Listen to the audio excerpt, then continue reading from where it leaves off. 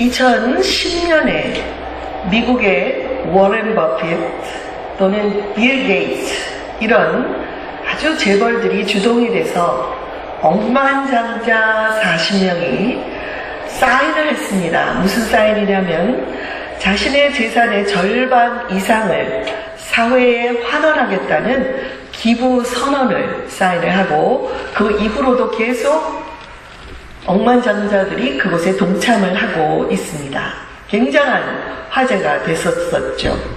그런데 그 가운데 한 사람인 루벤스타인이라는 분이 지난 8월에 바로 지난달인데요. 8월에 자기 재산의 95%를 사회에 기부하겠다는 폭탄 선언을 해서 또 한 번 세간을 놀라게 했습니다. 50%도 아니고 60%도 아니고 95%입니다. 칼라일 그룹이라는 그런 회사의 창업자이고 회장인 이 데이빗 루벤스타인은 세계에서 둘째로 큰 그런 사모 펀드 회사를 운영하고 있고 30억 달러, 한국 돈으로 약 3조 3,400여 억 원의 말을 하기도 힘듭니다. 그런 재산가로서 그 포브스 잡지에 그 이름이 올라 있습니다.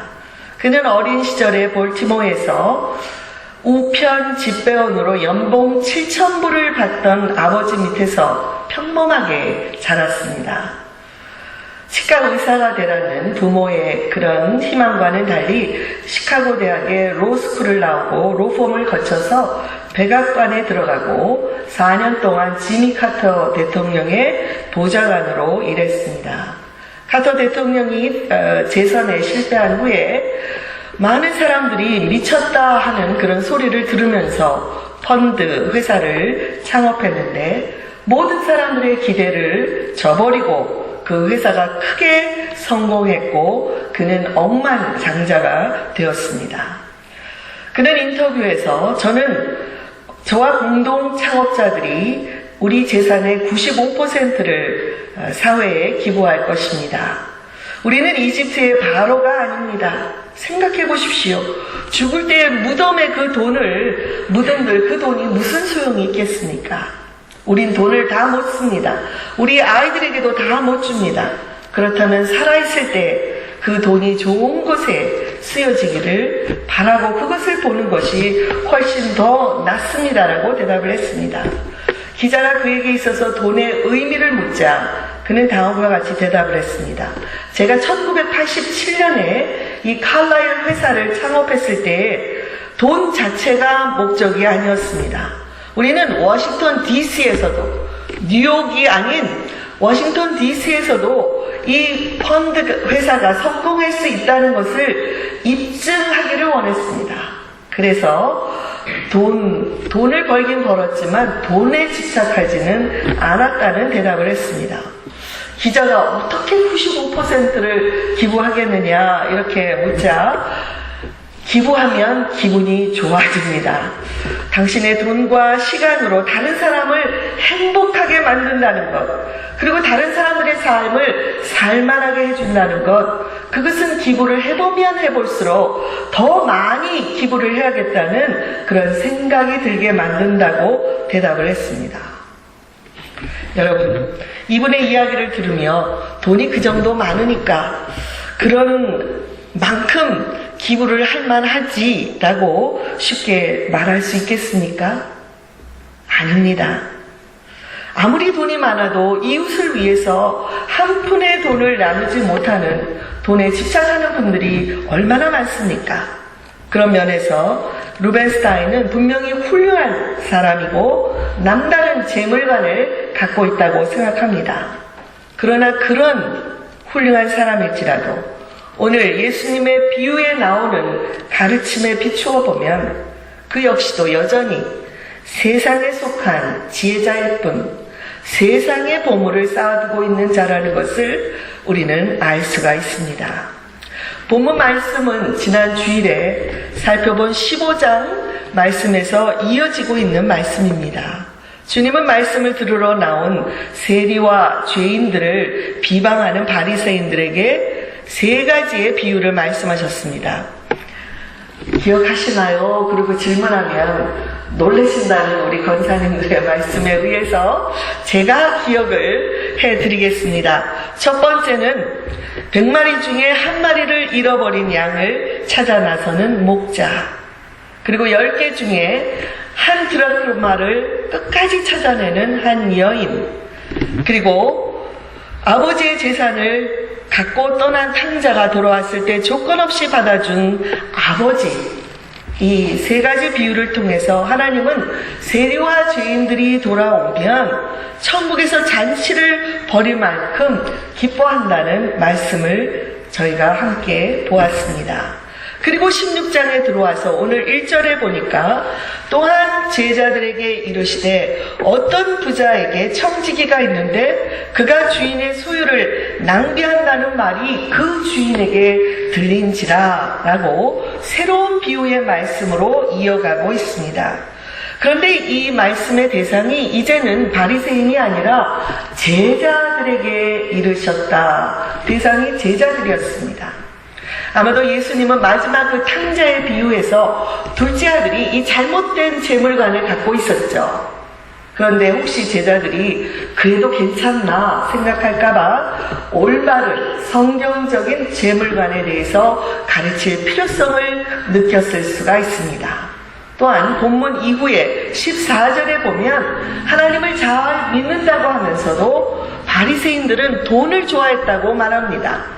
이렇게 이중적인 삶을 살고 있는 바리새인들의 삶을 지적하기 위해서 이 비유의 말씀을 하셨을 수도 있습니다. 어찌되었든지 오늘 본문은 성경의 비유 중에서 가장 난해한 것으로 알려져 있습니다. 우리가 이해하기 힘든 것은 이 부정직한 청지기, 자기 것도 아닌 주인의 것으로 마음대로 행하는 이 부정직한 청지기를 마치 주님께서 칭찬하신 것처럼 말씀하셨기 때문입니다. 여러분, 예수님의 비유는 언제나 한 가지의 교훈을 주기 위해서 사용하셨습니다. 오늘 본문의 비유의 핵심은 정직이나 부정직에 대한 이야기가 아니라 올바른 재물관에 있다는 것을 기억하시기 바랍니다. 먼저 비유의 내용을 보겠습니다. 어느 부자에게 청지기가 있는데 그가 주인의 소유를 낭비한다는 소문이 들렸습니다. 그래서 주인이 청지기를 불러다가 내게 대해서 이런 비난하는 소문이 들려오는데 어찌된 일이냐라고 물었습니다. 그러자 그 청지기는 아무런 변명을 하지 못했습니다. 그걸 보고 주인은 내가 이제 너의 청지기의 직무를 파면시킬 것이다. 나머지를 다 준비하고 셈해라 하고 말씀했습니다. 이 청지기는 타직을 당한 후에 자기가 어떻게 살아갈 것인가 고민을 하기 시작했습니다. 고민한 끝에 그가 한 가지 꾀를 내어서 생각해냈습니다. 그리고 곧바로 실행합니다. 주인에게 빚진 자들을 일일이 불러들였습니다. 그리고 그들에게 묻습니다. 당신이 주인에게 빚진 것이 얼마입니까? 그러면 그 사람이 기름 100마리입니다 라고 말하면 여기 이 세 증서에 50마리라고 줄이십시오 라고 선의를 베풉니다. 밀 100석이라고 하면 80석으로 줄여서 쓰라고 그렇게 합니다. 여러분 8절에 보면 자기 것도 아닌 주인의 것으로 이렇게 불의를 저지른 자에게 주인이 말하기를 이 옳지 않은 청지기가 일을 지혜롭게 했다 이렇게 칭찬을 했습니다. 과연 이 비유가 미래를 위해서라면 어떤 불의를 행해도 좋다는 말씀인지 혼란을 주기 때문에 많은 분들이 이 비유가 어렵다고 말씀합니다. 이 비유를 더 잘 이해하기 위해서 우리는 먼저 청지기 직분에 대해서 알아야 합니다. 당시의 유대인 부자들은 청지기를 고용을 했습니다. 그리고 자기 집과 재산을 관리하도록 했습니다. 이방인들에게는 얼마든지 이자를 받을 수가 있었지만 유대인들끼리는 이자를 받지 않는 것이 그 당시의 율법이요 상법이었습니다. 신명기에 보면 빚을 졌어도 7년이 되는 후에는 그 빚을 다 탕감해 주도록 되어 있었습니다. 그러나 이 주인은 청지기가 돈을 빌려주거나 또는 이자를 받거나 받지 않거나 모든 전권을 이 청지기에게 맡겼기 때문에 크게 상관하지 않았습니다. 그런데 대부분의 청지기들은 주인도 모르게 이 채무자들에게 이자를 받아서 자기 몫으로 취하곤 했던 것입니다. 그러므로 본문에서 청지기가 채무자를 불러서 그 빚이나 이자를 조정하는 것은 크게 어긋나는 일이 아닌 합법적인 것이었습니다. 이처럼 불의한 청지기는 자기 파면 직전에 아직까지 청지기로서의 권위가 있는 동안에 채무자들의 빚을 줄여줌으로써 은혜를 베풀었습니다. 이렇게 해서 빚진 자들의 친구가 되고 훗날에 도움을 받으려 했던 것입니다. 여러분, 본문에서 이 청지기가 줄여준 빚이 얼마나 되는지 우리가 쉽게 실감이 나지 않지만요. 올리브 기름 100말이라 하면 요즘으로 하면 800갤론입니다. 150개의 올리브 나무에서 축출해야 하는 어마어마한 양입니다. 그런데 그 중에 절반인 400갤론의 빚을 탕감해 준 것을 상상해 보시기 바랍니다. 밀 100석도 100에이커 정도의 땅에서 경작해야 나오는 수확입니다. 한 석이 2가마니에 해당한다면 20%를 감해 주었겠으니까 총 40가마니를 탕감해 준 것입니다. 여러분, 우리가 모기지 회사에서 빚을 얻어서 집을 샀다면 어느 날 그 모기지 회사의 직원이 와서 말하는 것입니다. 8만 불의 모기지가 남아있는데 그 빚을 4만 불로 줄여주겠다. 그리고 새로운 증서에 사인을 해라. 가져왔다고 상상을 해보십시오. 얼마나 감사한 일입니까? 요즘 같은 불경기예요. 그러다가 시간이 지난 후에 그 사람이 다시 찾아와서 내가 당신에게 한 그 일 때문에 회사에서 파면을 당했습니다. 그리고 호소를 해온다면 그 사람을 위해서 무슨 일이든지 해주려고 하지 않겠습니까? 이 비유의 요점은 주인의 것을 마음대로 남용한 것은 불리하지만 잘못된 것이지만 자기가 파면당한 후의 삶을 예비하기 위하여 나름대로 꾀를 내서 대책을 세운 이 청지기의 지혜를 주인이 칭찬을 했다는 것입니다. 그러나 이 청지기의 지혜는 선한 지혜가 아니고 세상적인 지혜입니다. 그래서 주님은 이 세대의 아들들이 자기 시대에 있어서는 빛의 아들들보다 더 지혜롭다고 말씀하고 계십니다. 이제 9절에서 예수님께서 하신 말씀을 보겠습니다. 내가 너희에게 말하노니 불의의 제물로 친구를 사귀라. 그리하면 그 제물이 없어질 때에 그들이 너희를 영주할 처소로 영접할 것이다. 이 비유에서 주인은 누구실까요? 하나님이시고, 그리고 청지기는 우리 같은 모든 성도들입니다. 성도들은 제물을 하나님으로부터 맡아서 관리하는 자들입니다. 그러므로 청지기는 자기의 것이 하나도 없고 주인을 위하여 제물을 사용할 책임만 주어져 있습니다. 여기서 불의의 제물이라고 하신 것은 제물 자체가 악하거나 나쁘다는 것이 아니라 제물도 하나님의 주신 선물이요 주인의 뜻대로 잘 사용하면 선한 것입니다. 그러나 맡겨주신 제물을 내 것, 내 소유라고 생각하는 잘못된 태도 때문에 불의의 제물이라고 하신 것입니다. 여기서 말하는 제물은 단순히 돈뿐만이 아닙니다. 우리의 시간, 우리의 재능, 건강, 우리의 생명까지도 모든 것이 우리는 하나님으로부터 받은 것, 하나님께서 맡겨주신 것이라는 그 사실을 잊지 말아야 합니다. 여기 주님께서 불의의 제물로 친구를 사귀라고 한 것은 불의한 청지기의 비유에 빗대어 하신 말씀입니다. 옳지 않은 이 청지기가 불의의 제물로 채무자들에게 선심을 써서 자기의 미래를 준비했듯이 성도들도 우리에게 맡겨주신 제물로, 그리고 우리에게 맡겨주신 다른 모든 주님이 주신 것들로 지혜롭게 미래를 준비하라는 것입니다. 우리의 제물로 하나님의 일을 힘쓰면 하나님과 친구가 되는 것이고, 이후에 천국에 가면 하나님께서 우리를 위해 좋은 것을 주실 것입니다.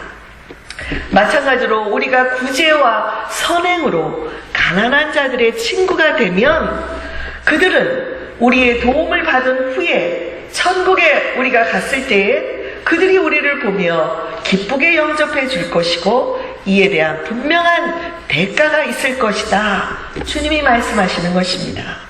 물론 청지기는 어떤 대가를 바라지 않지요. 주인의 뜻대로 행하는 것을 기뻐서 섬기는 것입니다. 그러나 주님은 지극히 작은 그것에 충성하는 사람들은 영원한 하늘나라에서 우리가 상상하지도 못할 큰 것, 그리고 참된 것으로 하나님께서 주실 것이라고 말씀하고 있습니다. 감리교의 창시자인 요한 웨슬리는 나는 주머니가 회개하지 않은 사람의 회개를 믿을 수가 없다, 이렇게 말을 했습니다. 재물의 청지기는 우리 신앙생활에 있어서 어떻게 보면 가장 기초의 단계라고 할 수가 있습니다. 그러나 그 재물에도 성실하지 못하면 어떻게 영적인 것, 신령한 것, 본문에서는 참된 것, 그리고 더 큰 것을 하나님께서 맡겨주시겠느냐고 그렇게 질문을 하고 계십니다. 그리고 나서 예수님께서 13절에서 이 비유의 결론적인 말씀을 하십니다. 너희는 하나님과 재물을 겸하여 섬길 수가 없다. 예수님의 제자라고 말하면서 재물의 청지기가 되지 못하면 그는 두 주인을 섬기는 것이며 그런 삶을 하나님께서 기뻐하지 않는다고 말씀합니다. 주님은 우리가 전심으로 하나님만 섬기고 하나님께만 충성하기를 원하십니다. 그러나 돈은 우리의 마음을 지배하는 능력을 가지고 있습니다. 아무리 선한 것이라도 만약 돈이 좋아지고 돈의 욕심을 내다 보면 우리는 점차로 하나님에게서 멀어지고 물질의 노예가 되어 영적인 삶에서 떠날 수밖에 없는 것입니다. 주님은 누가복음 12장에서 이렇게 말씀하셨습니다. 너희 소유를 팔아 구제하여 낡아지지 아니하는 배낭을 만들라. 곧 하늘에 둔 바 다음이 없는 보물이니 거기는 도둑도 가까이 하늘이 없고 좀도 먹는 일이 없느니라. 너희 보물 있는 곳에는 너희 마음도 있다고 하셨습니다. 우리가 재물의 노예, 소유의 노예가 되지 않기 위해서는 그 소유로 오히려 적극적으로 구제와 선교를 하라는 것입니다. 그것이야말로 우리의 마음을 지키는 것이며 하늘에 보물을 쌓는 것이 될 것입니다. 저는 오늘 이 난해한 비유지만 이 비유를 통해서 저와 여러분이 두 가지의 교훈을 마음에 새길 수 있기를 바랍니다. 첫째는 주님의 제자들은 지극히 작은 것에 충성하는 자가 되어야 합니다. 같이 한번 따라해 볼까요? 주님의 제자는 지극히 작은 것에 충성하는 자가 되어야 합니다. 10절에서 지극히 작은 것에 충성된 자는 큰 것에도 충성되고 지극히 작은 것에 불의한 자는 큰 것에도 불의하다고 말씀하셨습니다. 주님은 우리가 이 지극히 작은 것에 충성하는 것을 살피고 계십니다. 우리가 살아가면서 지금 현재의 작은 일에 충성하지 못하면 장차 큰 일을 감당할 수가 없습니다. 교회를 섬길 때에도 아무리 작은 일이라도 충성되이 섬기면 주님께서는 너는 큰 일을 감당할 수 있다 이렇게 인정해 주십니다.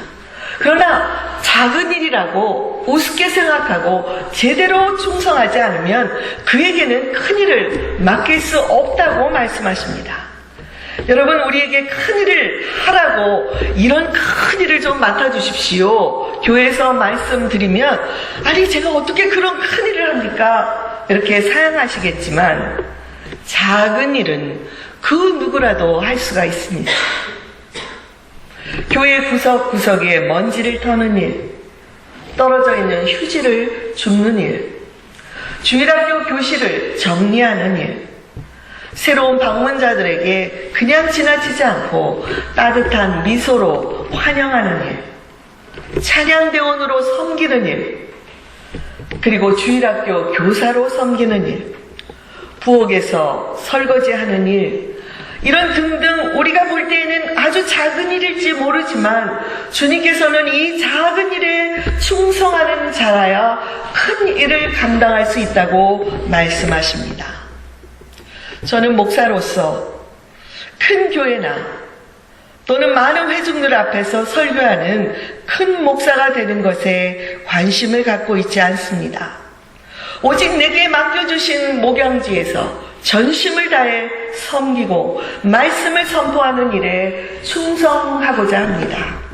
거듭 말씀드리는 것 같지만 한 영혼을 소중히 여기고 한 사람을 제자로 세우는 것, 이 사명만이라도 잘 감당하다가 우리 주님 앞에 설 수 있기를 바라고 있습니다.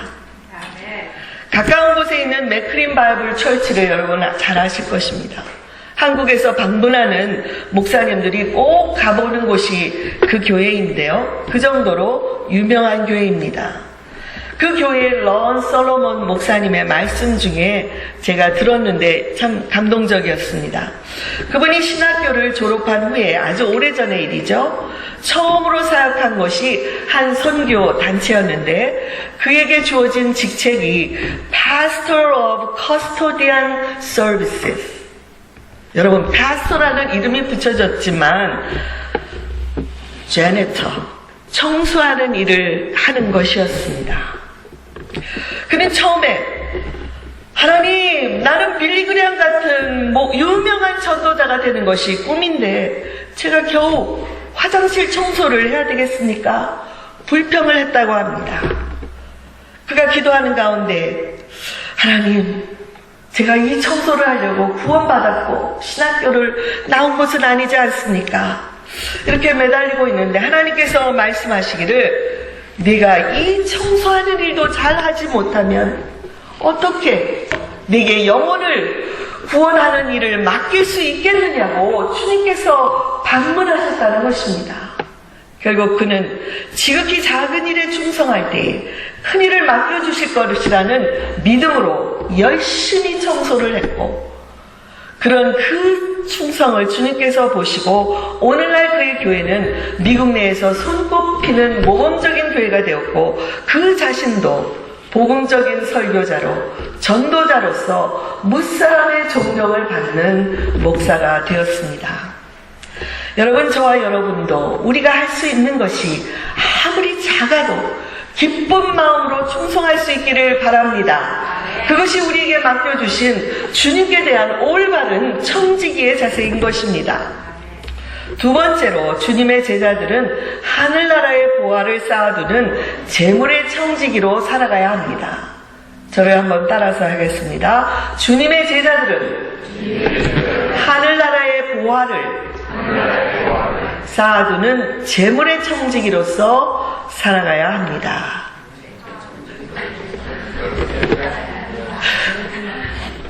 제가 이렇습니다. 띄어서 읽는 것조차 못하는 제가 무엇을 할 수가 있겠습니까? 오 주여, 저를 긍휼히 여겨 주시옵소서. 하늘나라의 보화를 쌓아두는 재물의 청지기로서 살아가야 합니다. 아멘. 하나님은 믿지 않는 사람들이 어떻게 재물을 사용하는지에 대해서는 크게 상관하지 않습니다. 그러나 주님의 제자들이 재물의 청지기로서 살아가야 되는 것에서는 불같은 눈동자로 바라보고 계신 줄 믿습니다. 여러분, 우리 모두는 때가 되면 이 세상에서의 청지기 직분을 내려놓고 하나님께 나아가게 될 것입니다. 그러므로 이 세상에 있는 동안에 불의의 청지기가 자기의 미래를 준비했듯이 우리들도 영원한 것을 준비하는 지혜로운 자가 되어야 합니다. 세상 사람이 볼 때에는 일주일에 그 하루 쉬는 그 시간, 주일에 교회에 나가서 그것도 예배만 드리고 나오지 그냥 하루 종일 영성훈련학교 임원 수련회 그렇게 있어야 되나? 우매한 사람 그렇게 손가락질 받을지 모릅니다. 그렇게 힘들게 번 돈으로 헌금을 바치고 11조까지 내는 것, 시간을 내어 구제와 봉사에 힘쓰는 것, 복음을 전하기 위해 자기의 시간과 돈을 아끼지 않고 선교지까지 나가는 것, 이 모든 것들이 세상 사람들의 눈에는 미련한 것 같고 손해보는 것 같을지 모르지만 사랑하는 교우 여러분, 하나님이 보시기에는 그런 자들이야말로 영원한 것을 예비하는 지혜로운 자들이라고 칭찬해 주십니다. 아멘. 이 칭찬을 저와 여러분이 매일매일 받을 수 있기를 바랍니다. 재물은 우리가 이 세상을 떠날 때 다 놓고 가야 하는 것입니다. 때로는 세상 사람들이 크리스찬들보다도 더 잘 돈을 쓰고 관리하는 것처럼 보입니다. 그러나 그들은 하늘의 보화를 쌓아두는 것보다 자기의 명예를 위해서, 자기의 의를 성취하기 위해서 구제와 선행을 하고 있습니다. 비록 루벤스타인이 재산의 95%를 가난한 자들을 위해서 사회에 기부했다고 했지만 여러분, 그런 깜짝 놀랄 만한 선행을 했다고 해서 그를 영원한 구원의 길로 인도하는 것이 아닙니다. 안타깝지만 그 역시 세상의 사람들처럼 세상의 지혜를 따르고 있는 자일 뿐입니다. 그러므로 아무리 작은 재물이라도 교회를 통해서 하나님의 일에 사용하고 선교나 구제를 통해 가난한 자들을 위해서 사용한다면 그것이 아무리 작은 것이라 할지라도 하나님께서는 하늘의 보화를 쌓고 있는 것이라고 약속해 주십니다. 제가 책에서 읽은 한 청지기에 관한 예화를 소개하고 마치도록 하겠습니다. 어느 날 어떤 사람이 은행에서 걸려온 이상한 전화를 받았습니다. 당신 앞으로 어떤 사람이 1,440만 원을 입금했습니다. 그런데 그분이 입금을 하시면서 당신에게 꼭 전화를 걸어 이 말을 전해달라고 부탁을 했습니다. 당신이 오늘 안에 이 돈을 반드시 써야 하는 조건입니다. 다만 그는 유익하게 이 돈을 쓰라고 말씀하셨습니다. 이 사람은 갑자기 어리둥절했지만 누가 내게 돈을 줬다는 사실이 기뻐서 1,440만 원을 어떻게 쓸 것인가 이렇게 생각하다가 다 써보지도 못하고 어영부영 하루가 지나갔습니다. 그런데 그 이튿날에 또 전화가 걸려왔습니다. 당신 앞으로 1,440만 원이 또 입금됐습니다. 그런데 어제 그 입금된 돈을 쓰지 않았기 때문에 주인이 도로 찾아갔습니다. 그런데 오늘 돈을 찾아서 쓰면 그 돈은 당신의 것이 될 것입니다. 이 사람은 좀 미심쩍었지만 은행에 가서 그 돈을 찾아다가 기분 좋게 다 써버렸습니다. 그 이튿날 아침에 또 전화가 걸려왔습니다. 오늘 아침에 또 당신 앞으로 1,440만 원이 입금되었습니다. 오늘 하루 동안에 다 쓰십시오. 그래서 이 사람은 또 다 썼습니다. 여러분, 이런 일이 우리들에도 일어나면 좋겠습니까? 그런 생각으로 저를 바라보는 분이 여기 두 분이 계신 것 같습니다. 이런 일이 매일같이 반복이 되었는데 그 돈을 쓰면서는 기분이 좋았지만 마음 한구석에서는 이러다가 어느 날 갑자기 돈이 입금되지 않으면 어떡하지? 불안한 생각이 자꾸만 이 사람 앞에 들기 시작했습니다. 사랑하는 교우 여러분, 하나님께서는 우리에게 24시간을 주셨습니다. 이 시간은 분으로 환산을 하면 1,440분이 됩니다. 하나님께서 돈으로 1,440만 원을 주신 것은 아니지만 우리에게 1,440분의 시간을 공평하게 다 주셨습니다. 마음껏 사용해보라 하고 주셨습니다. 그러나 기억해야 할 것은 이것이 계속되는 것이 아니라는 것입니다. 어느 날 시간이 끝나는 날, 더 이상 나에게 그 시간이 찾아오지 않는 날이 우리 모두에게 찾아올 것이라는 것입니다. 그리고 그날에 우리는 하나님 앞에 나아가 하나님이 주신 그 시간을 어떻게 관리했는지 다 알아야 할 것입니다. 여기서는 시간만 얘기했지만 하나님께서 우리에게 주신 재물도, 건강도, 자녀도, 우리의 재능도 어떻게 사용했는지를 보고할 날이 오게 될 것입니다. 그러므로 우리가 이 세상을 살아가는 동안에 내게 주어진 것으로 우리 주님의 뜻에 합당하게 사용하고 지극히 작은 것에 충성하는 청지기의 삶을 살아가십시다. 사랑하는 교우 여러분, 이제 3개월밖에 남아있지 않은 2013년을 매일매일 주님의 청지기로서 기쁘게 살아가시길 바랍니다. 오늘 예배 후에는 임원 수련회가 있습니다.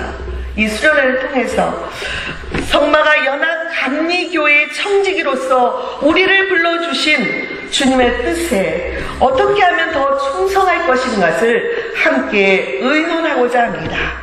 교우 여러분, 어렵더라도 우리의 입을 열어 하나님의 복음을 전하겠다는 그런 마음으로 살아가고, 아무리 작은 것이라도 내 이웃과 나누겠다는 그런 마음으로 살아가면 우리는 약해서 할 수 없을지 모르지만 우리 안에 계시는 성령께서 우리로 그런 삶을 살아가도록 인도해 주실 것입니다.